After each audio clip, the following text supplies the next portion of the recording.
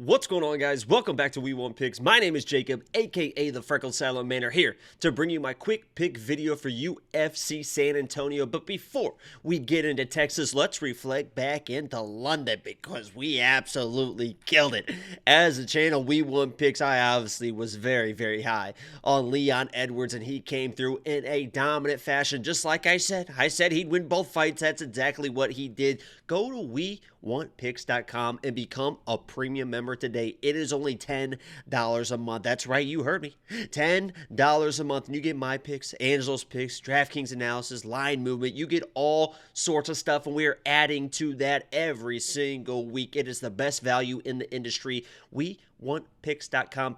Become a premium member today. I can't even talk. I'm just so excited about how good of a value it is. $10 a month. Go there right now. Sign up. Let's get right into the action. UFC San Antonio. I'll be straight up and honest. UFC San Antonio, I think from a betting perspective, it should be entertaining fights in front of a live crowd. It should be a fun card. But from a betting perspective, oh boy, top to bottom. I mean, this fight card breakdown might be pretty quick because I'm looking at this and I'm like, this matchup is this matchup and this person could win, but this person could win. And it's like, this person doesn't have many fights.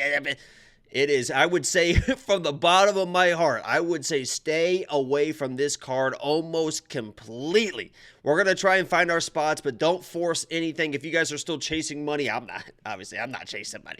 But if you're still chasing money from UFC 286, this is probably not the card to make it back. Be careful with your money, but let's get right into the action. First up, we have Tamires Vidal versus Hailey Cowan, and this is one of those initial matchups where it's like, holy shit. I've said time and time again, do not bet on women's MMA. When you guys hear that, you're going to start hearing it more and more. It came from me. Over a year ago, I said do not bet on women's MMA because they're just too close together talent-wise. A lot of fights go to decisions, and when they go to decisions, you have no idea what the judges are going to do for the fight, and I think this is one of those fights.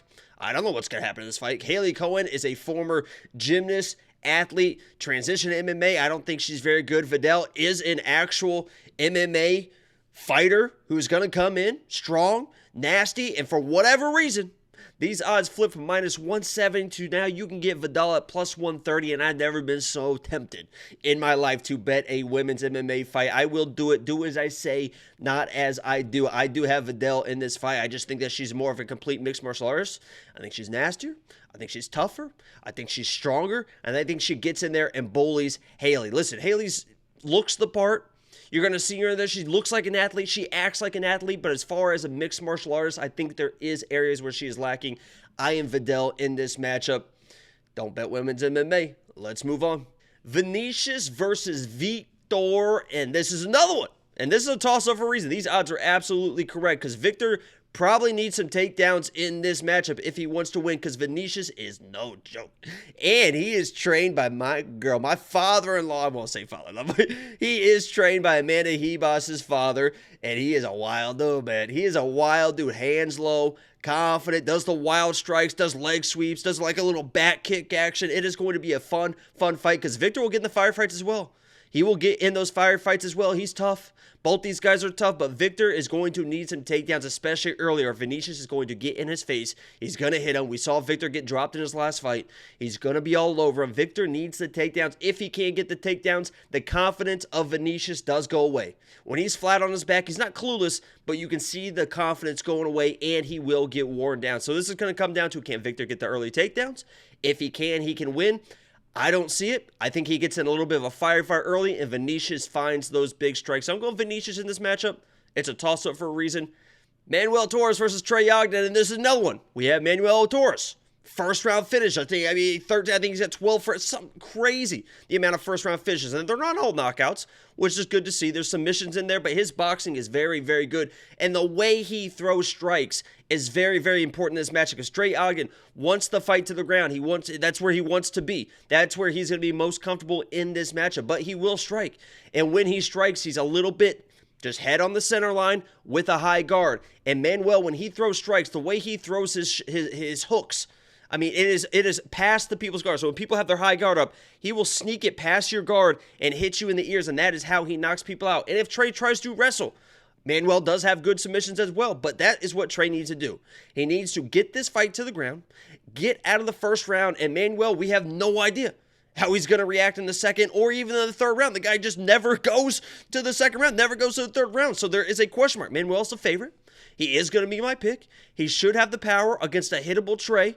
But there's just too many. This card is just loaded with so many question marks every single fight. Manuel, if this goes out of the first round, I have no idea how he is going to react. So he is my pick.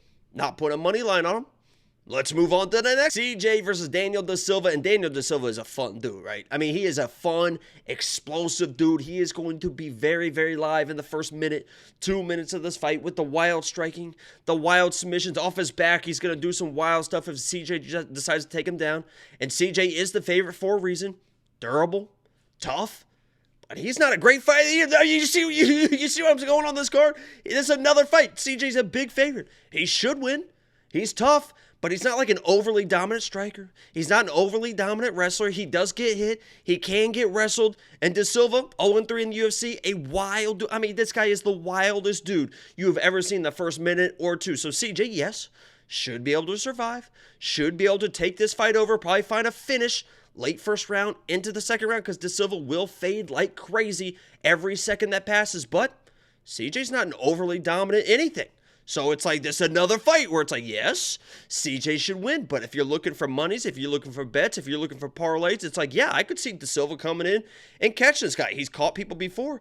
Even on the ground, he's caught people in scrambles. He's wild everywhere. So I don't trust CJ. He should win. Let's move on to the next one. Trevin Giles and Preston Parsons. Here's another one. I mean, do you see the theme of the card? Do you see the theme of the card? Trevin Giles, former lock of the week against Roman Dolidze. He didn't win that fight. He didn't win that fight. He's been bouncing around. He was at 185. Now he's down at 170. This guy is the epitome of, like, you just wish he did more. He is in there. He's striking. He's a good boxer. He said himself he's got the best jab in the UFC. I don't believe it. He hardly ever throws it. But when he does box, it's pretty good. But he is just so tentative.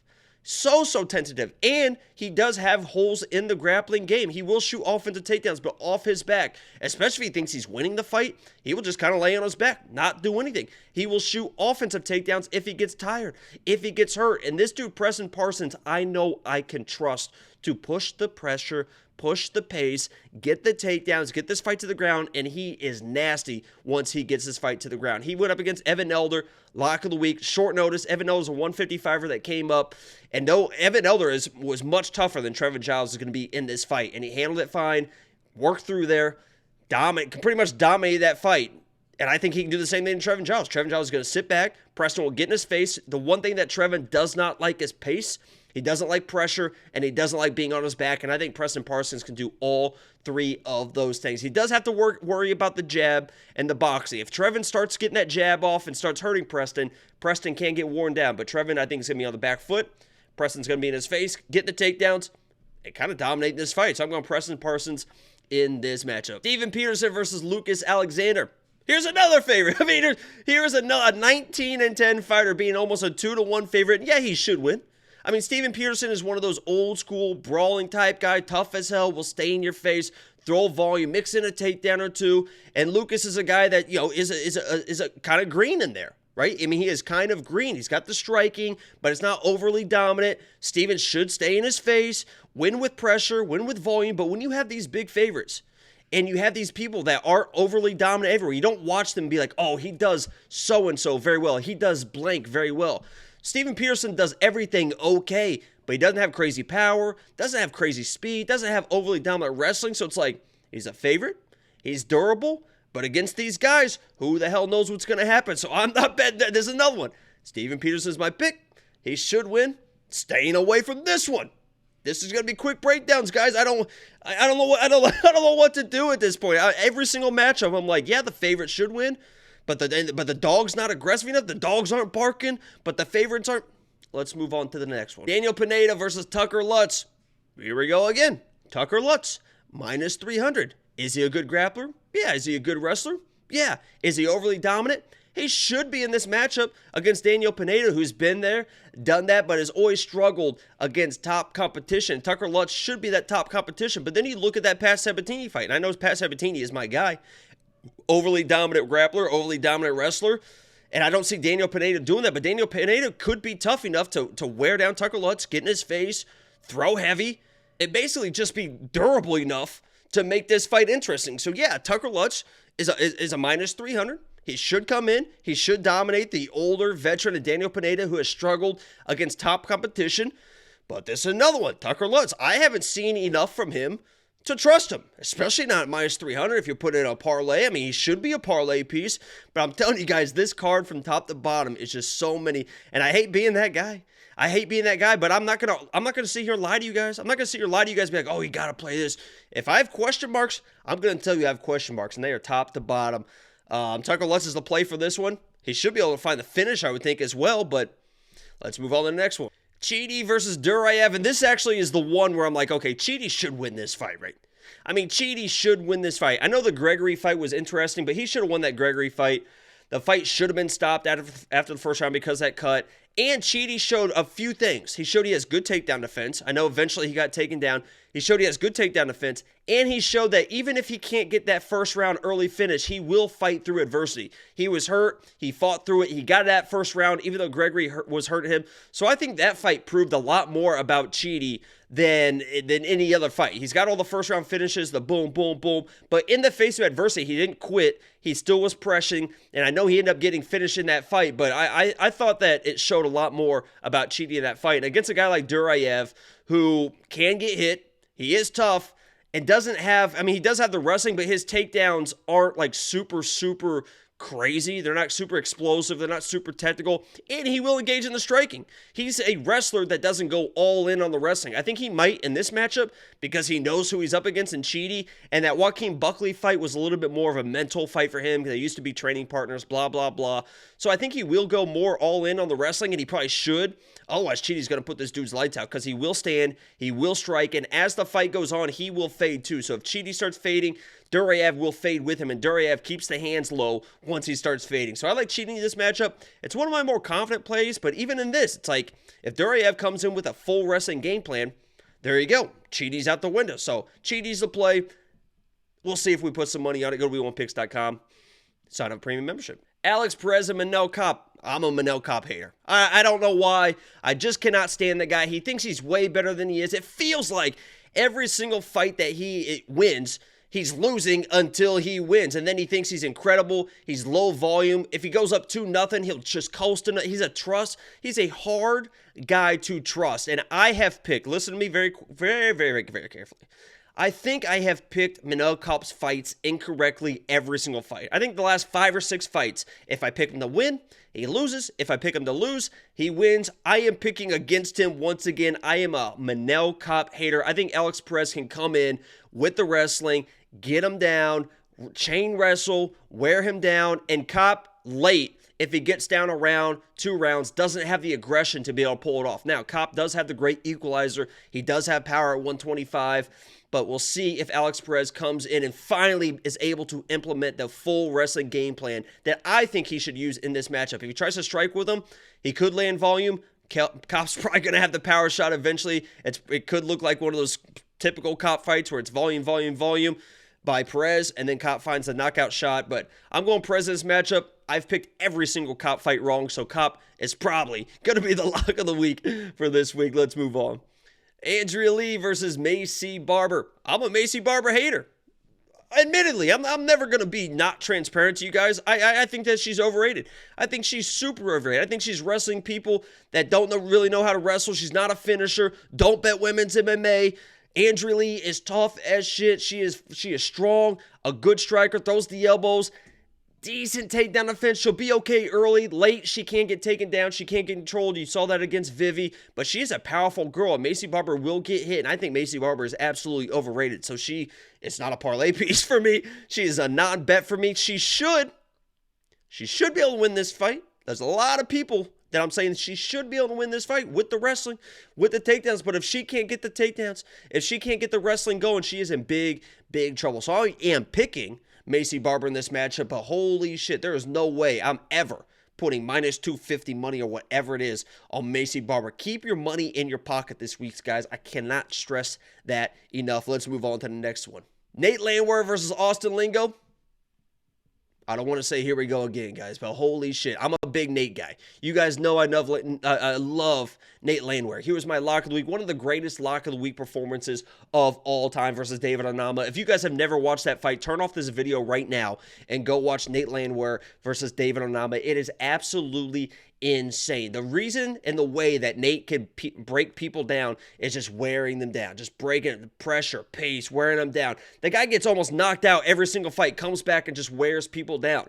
Austin Lingo is kind of not one of those guys you can wear down. I mean, that's kind of Austin Lingo's game plan as well. Both these guys are going to be decent boxers. I think Nate is better everywhere, right? If he wants to mix in a takedown, do some grappling, I think he's better in that, and that's why he's probably the minus 300. But minus 300 for a guy that gets hit, gets dropped, comes back, that is a hard sell for me, and I'm the biggest Nate fan in the entire world. But I'm telling you right now that this fight could be absolutely insane. It should be a lot of fun because both these guys are tough as shit. Austin Lingo does have power. He probably will land on Nate, and Nate's going to have to work through adversity just like the David Onama fight. So at a minus 300, that's what you want to put your money on? That's what you want to put in parlays? A guy that you just trust to not get fully knocked out and then come back and win the fight. I love Nate. He is going to be my pick because I do think he is the better fighter.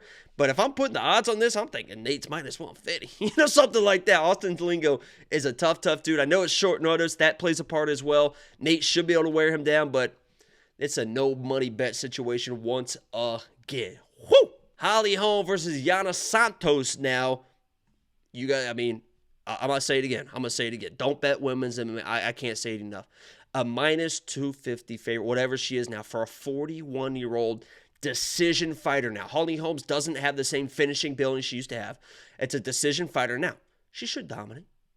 She should dominate this fight, right? Yana is not on the skill level of Holly Holm, but if Holly Holm isn't finishing her, Yana showed in her last fight versus Aldana that she is willing to come out and be wild. And sometimes, if somebody is willing to come out and put themselves out there and be wild and isn't getting finished, and Holly is dancing around, maybe on her back foot, and Yana is following her, even if Yana's getting beat up, which she probably is going to get beat up because Holly is the much better fighter. But sometimes in those situations, when it goes to decisions, we have judges. These are going to be Texas judges. We know how Texas judges can be sometimes. They never really judge mixed martial arts fights. So if you have Holly Holmes after 3 rounds, decision, probably tripled the strikes of Yana, but Yana has been pressing forward the entire time. You have no idea how they are going to score that fight. So I think that Holly should win. She's the much better fighter. Minus 250 if you want to play it, God bless you for it. If you want to put on parlays, God bless you for it. I'm looking at something a little bit different for Holly to get a little bit better value because if she does dominate, I think she should dominate. But as a decision fighter, 41 years old, Holly Holm, minus 250, I need to see it to believe it. She should win this fight, though. She is my pick. Let's go to the main event. Main event time. We had Chito Vera versus my guy, Cory Sandhagen. I'm a big fan of Cory Sandhagen. I don't know if you can see behind me. This is a signed Cory Sandhagen card sitting right here. I think this is going to sound a little bit crazy. I think both these guys are overrated. I think both these guys are absolutely overrated. Cory Sandhagen, I think his striking is overrated. His wrestling isn't up to par of as far as what people think it is. If he does get you on the ground, very, very good grappler. I don't think that part's very overrated. Chito, I think his striking is overrated. He does have power. Power at 135 that it seems like nobody else possesses. That will be his great equalizer, but he's always losing. I mean, this is almost like the Manel cop. He's losing until he's winning. He just kind of bides his time, finds his reads, then finds the power shot, and that is a question mark going into a fight against Cory Sandhagen because Cory Sandhagen has the footwork. I think this is going to look very similar to the Dominic Cruz fight. And the fact that Cory Sandhagen moves kind of similar to Dominic Cruz. He's nonstop. He's in and out. He's got those little pitter-patter shots. The issue is he does kind of hang out in the pocket. He's confident in his striking. He will hang out there and throw these little pitter-patter shots, these little 4, 5, 6 punch combinations. Right? Boom, boom, boom, boom. He'll just stand in front of you and just pump that jab. Just touch you with the jab. Boom, boom, boom. And when you're fighting a guy like Chito, and you're just standing straight in front of him, and he's making those reads of you just standing there throwing triple jabs with like a 3-4 behind, something like that, and it's all just kind of pitter-patter, he's going to make those reads. He's going to make those reads, and eventually he's going to find those shots. You saw Song Yudong was I don't want to say lighting up Cory Sandhagen, but he was landing shots. He was landing shots on Cory Sandhagen. Cory Sandhagen gets hit, and if you're getting hit, and you're getting hit by a guy like Chito, it is absolutely bad news. I don't think that Cory Sandhagen can win this fight unless he's able to get the takedowns. And Chito, although he has been taken down, he has pretty good takedown defense. And in his guard, he is very, very active in his guard. He will make Cory pay if he goes down, and he will get back to his feet, and he will do what he does. So in this matchup, you know, if Cory is going to get an early takedown, I think he can win this fight with the grappling. I think Chito wins this fight. I said, and this is a little bit of a biased pick. I've always been a Chito hater. And I said going into that Rob fight, I picked Rob Font. I said Rob Font was going to embarrass him, finally expose Chito. And I said, and I made a promise that if Chito comes in and beats Rob Font, I will never pick against Chito again. And I will live up to my word the day I die. After that Rob Font fight, I apologized to Chito. I said, I'm sorry. I was absolutely wrong. You are a much better fighter than I think you are. And going into this fight, I'm going to pick Chito because of that. I'm a Cory Sandhagen fan. But Chito just keeps getting it done, and until he doesn't get it done, I'm going to pick Chito Vera. So this is another one where it's like, holy shit, what are we going to do on this card? From top to bottom, this card is absolutely bananas. It should be fun. There should be entertaining fights, but from betting perspectives, the favorites don't feel like strong favorites. The dogs aren't quite barking as much as you'd like to see them be barking. But this has been my quick pick video for UFC San Antonio. Hopefully you guys enjoyed. If you did, make sure you like the video. Subscribe if you are new. Keep your money in your pockets this week is my best advice. Go to WeWantPicks.com, become a premium member, and we will try to guide you to make profits as we do every single week. I'm up like 40 units the last 3 pay-per-views combined. And I'm Jacob, the Freckled Salamander, and I'm out.